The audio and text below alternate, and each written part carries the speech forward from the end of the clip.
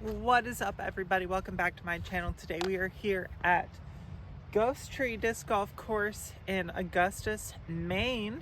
This is my first time throwing a disc in Maine. There are 3 courses on the property, and it looks like this is the longest layout here. So we're going to be playing this one. It's a par 4, and this starts uphill.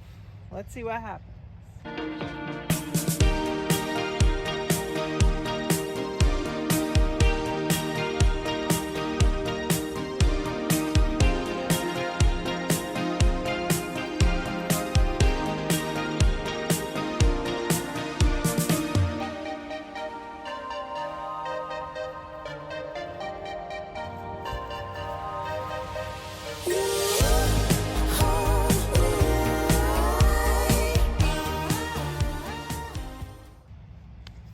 Par 4, 510, hole number 1.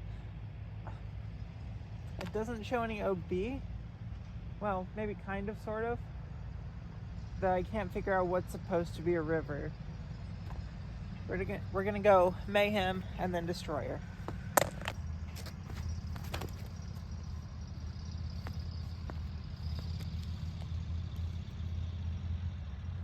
Way uphill.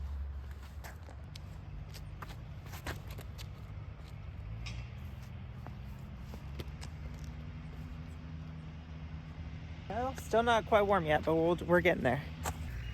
And you may have seen that white basket and thought that I was throwing at that basket. I'm not. That's the par 4 up there. Oh my goodness, that's a terrible release. I'm very clearly still warming up.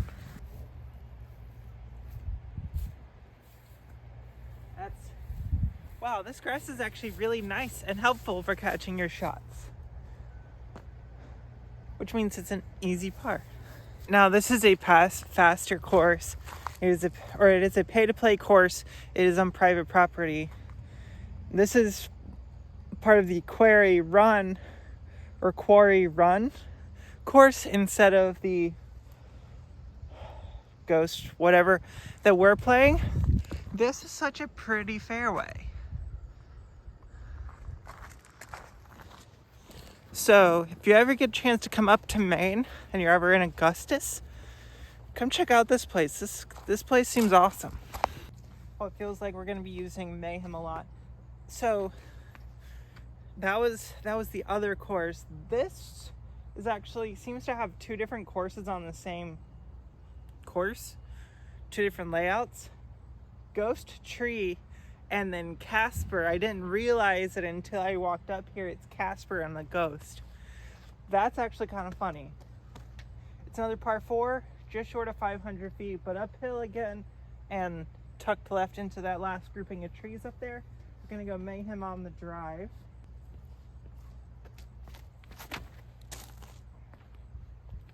Oh, good turn. And we caught the skip. Hopefully we have a shot from there. You can kind of sort of see the basket up and through there. We're gonna go, I think, method. Try to push this gap.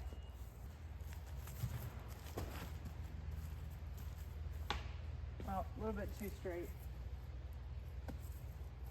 Turns out that at this elevation, method is not as stable as it was in Nashville. It's okay, we get to see how my putt is feeling for the day.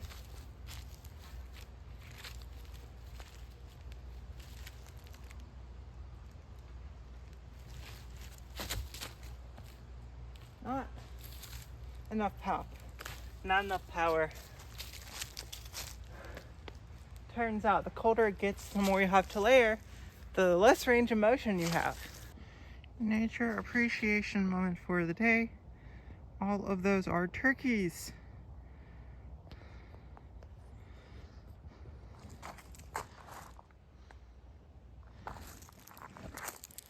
And driving into Maine this morning, it takes you through so many small back roads. You're doing like 45 and this turkey just decides to walk out in front of my car. I managed to not have to hit it. It walked back. But I never realized that there were this many turkeys But then thinking back of like New England is where the Pilgrims were, and turkey is a big thing for Thanksgiving. That kind of actually makes sense now. Hole 3, par 4, 485. So we're gradually coming down off the distances, but we still are getting the same par number.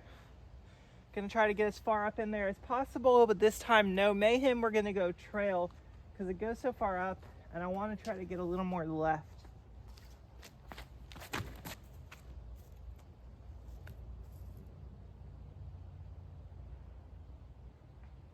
Oh no, I caught a tree and I didn't get a skip. It's fine. That was pretty good distance for me, I think. Approaching is literally what I have the Rhino for. I don't know why I tried to make the Zone SS work before.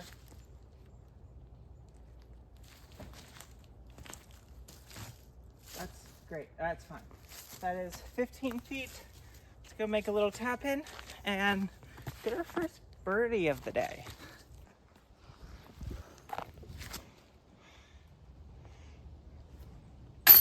Yeah. All right. This is such a pretty course. I know that there are so many courses in New England. This course, the reason I picked this out of all the courses in Maine, it's rated 4.7 on UDisc. So pretty good rating there. But it's also the number 5 course in all of Maine. Rated number 5. So this course is pretty good. Let's see what Maine disc golf has to offer. I'm gonna need to stop talking so I can figure out. That's 17. That's not the right hole. This is the right hole. Hole 4. It's our first par 3, 250 feet. You can see the basket is straight ahead through this gap. I'm gonna try to throw the right-hand hyzer gap with the Luna and hope that those trees don't end up being in the way.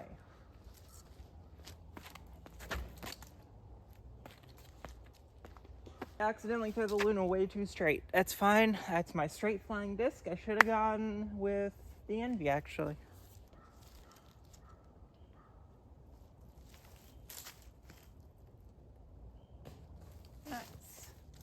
Nice easy 3. And we're still 1 under. As long as we can keep it at par, we're not going to lose strokes to the course. Hole 5 is par 3, 268. It baits you into either throwing the backhand turnover with really too low of a ceiling to get all the way around the corner. You could try to forehand the left gap, or you could go down this right gap. You just gotta miss the decision tree right in the middle. We're gonna try to go range and get a slight drift off the trees in the middle.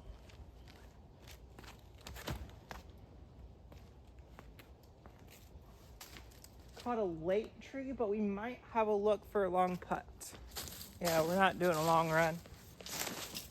Just pitching it up here. That's perfect. There's no way with that drop off back there that I was gonna try to keep it chain high. Hole 6, par 3, 202. This is the shortest hole we've played so far. Basket's right there. It looks like there's a drop off behind it, but maybe not quite as steep. We're still gonna go Rhino, so hopefully we don't overshoot.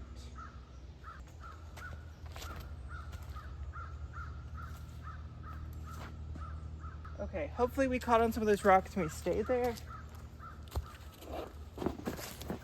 This is a very pretty green, very pretty tee pad, or very pretty fairway, but it's hard to tell what happens once it gets past those rocks.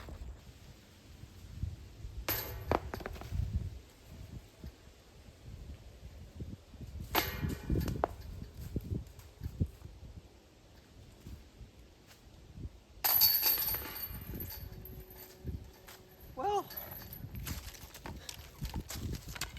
race basket uphill into Headman aren't enough excuses for why I missed that putt. I'm bad at putting right now. Hole 7, par 4, 500 feet, but instead of being uphill and hard to reach. It is downhill and you have to go around this grouping of trees because the Mando, and you got to swing really, really, really far left. So off the tee pad, I'm going to try to go Luna.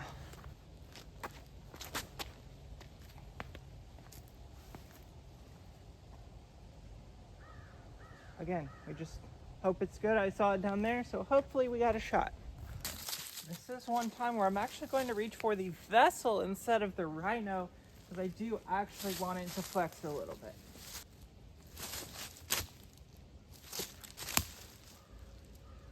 Yeah, that should be an easy birdie. Oh my goodness, you gotta be kidding me.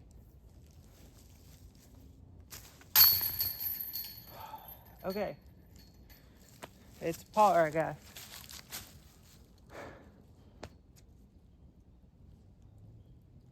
I don't know. Alright, this one's 270, par 3, hole number 8. Basket you can see right in front of us, but I'm not gonna go. That seems a little bit too tight. This left side gap seems more wide open, so we're gonna go pyro and try to dump it at the basket. That was way too much hyzer. And I never saw it come down, so we'll see where that it's at.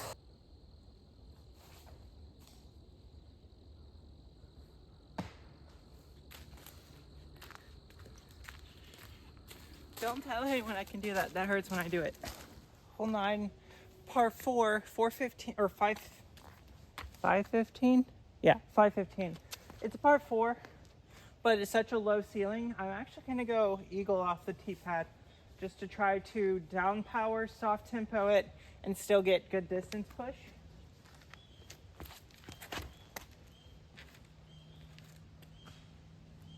Okay, I probably could have thrown it a little bit harder. That's still very short. I thought of the perfect little secondary fairway. True, the fairway, if you want to drive it as a par 3, is over there. But there's a gap here, pretty wide gap.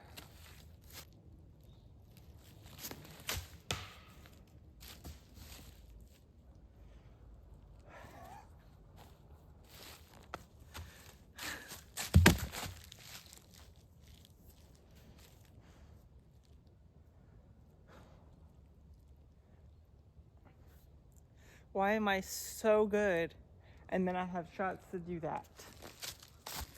I went from easy pitch up birdie to try to make a scramble shot to save a par. What is going on right now?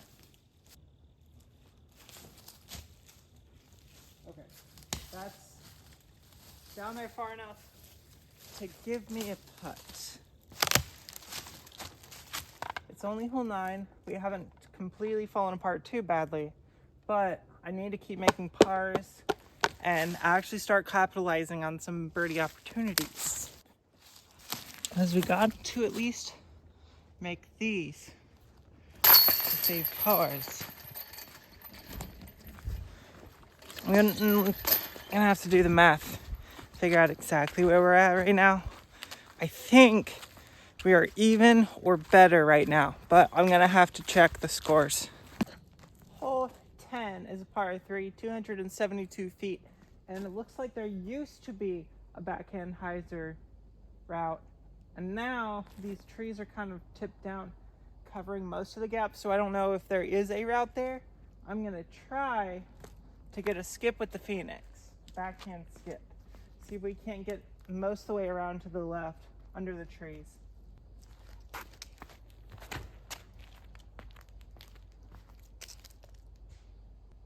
Okay, I don't think I skipped at all, but I did get under the tree.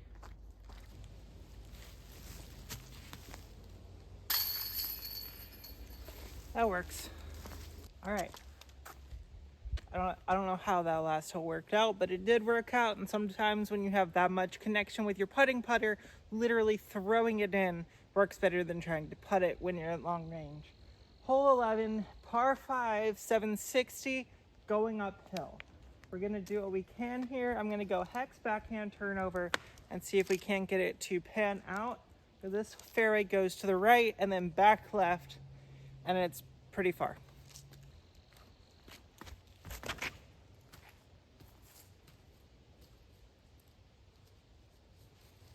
And we hope that that stayed in the fairway. All right, it's gonna be weird because I'm gonna have to stand up a hyzer, but I think the eagle should be able to lay sneaky enough through here if I go steep enough hyzer.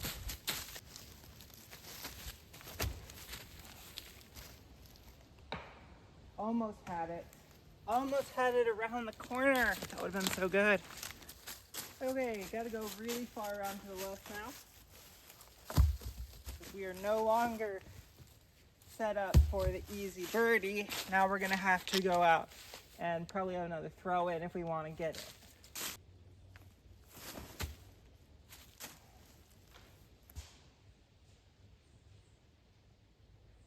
Unless that turned into enough of a roller. But I don't think it kept rolling. I think it caught something and sat down. Hey kids, don't try this at home. But I'm about to throw a machete.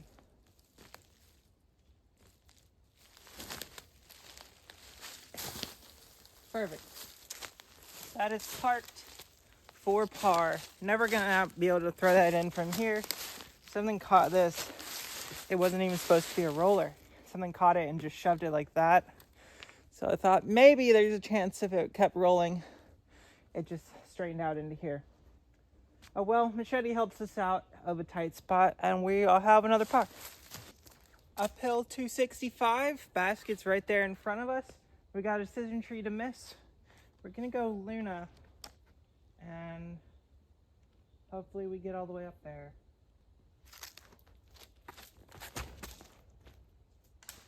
Oh, helpful branch maybe? Probably made it short, but it also helped us stay straight. So, you know, you get what you get. Oh boy, nope, that is not a birdie, that is a par. Oh my goodness. All right, it's another par 4, 500 feet. It is downhill and the basket is pretty much straight in front of us, a little bit on the right hand side. The hill slopes from right to left, so I'm gonna throw a forehand destroyer and see if I can get a little bit of drift before it comes back.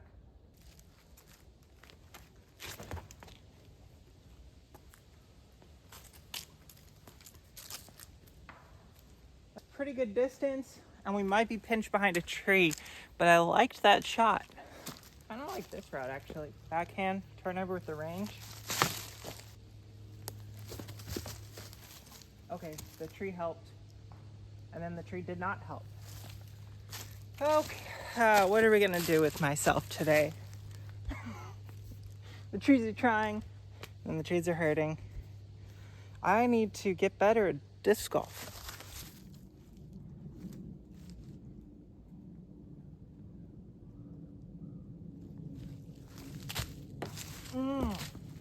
That hurts.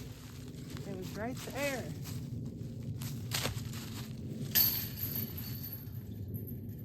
It was right there the whole time. It's another par. Get another par. I think we're on hole 14 right now because that last one was 13. Yeah. Hole 14, par 5, less than 600 feet.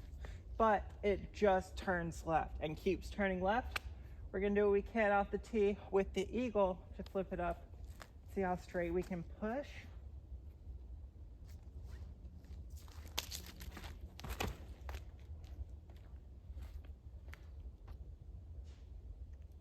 Ooh, got a good skip. That hopefully is gonna be really good. Thought it was really good. We're only halfway around the corner. It still keeps bending. I'm gonna try forehand with this on SS to get it around.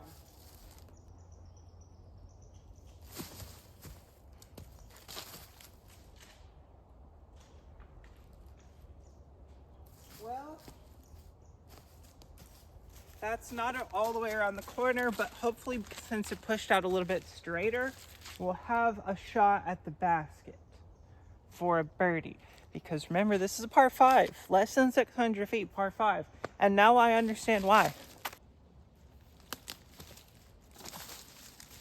That's where we want to be, right there. Okay, for a birdie. Hey, look, we took a birdie, and we still threw it off the fairway one of the throws.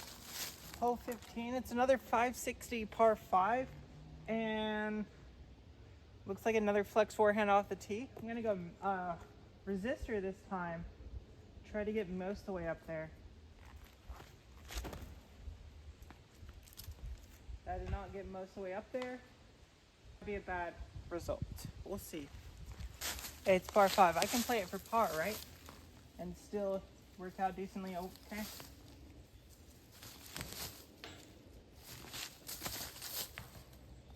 That is most of the way in the fairway. Let's see if we can't save a par from there. Or we try to get spicy.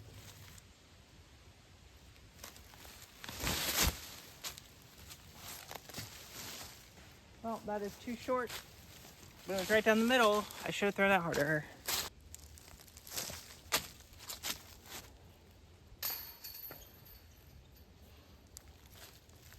Because twice in one round would be too much to ask, right? Hole 16, 444, par 4, and this is a question mark hole. Because that's the shape of the hole, it's a question mark. So anytime I say question mark hole, that's what I'm talking about right there. I'm gonna try to, again, push the eagle straight up to the turn, try to get there with the eagle, and then see what we can do from there.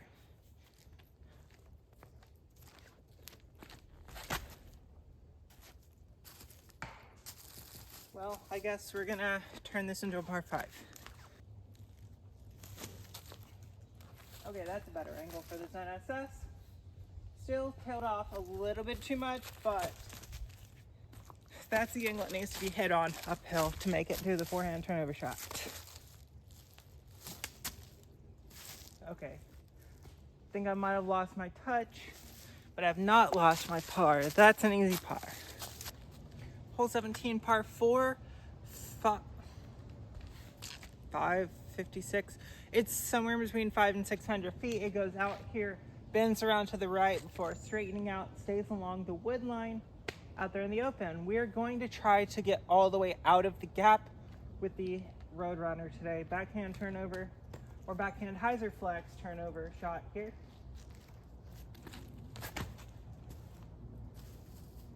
That's perfect. We're out in the open. We should be able to see the basket from there.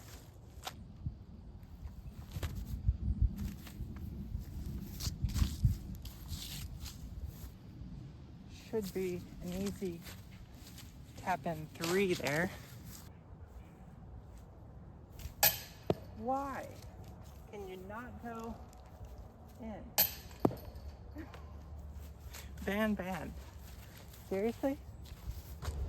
Hole 18, par 4, we are still currently under par, so things are looking really good as long as we do not go over that rock wall over there. We should be fine. Wide open field in front of us. How far can we go? We have a mayhem. Let's see.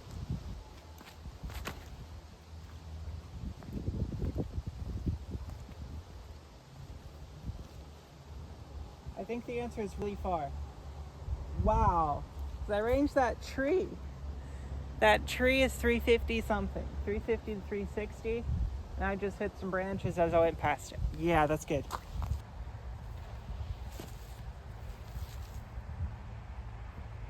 Oh, nice.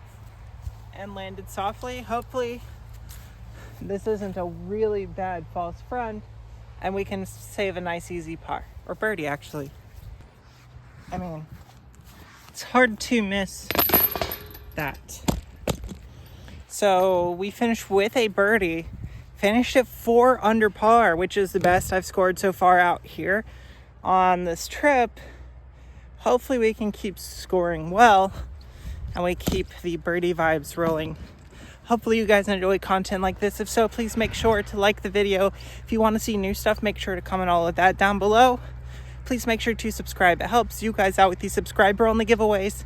And if you want to be automatically entered into monthly giveaways, check out the memberships as well. Until next time, see you out on the course.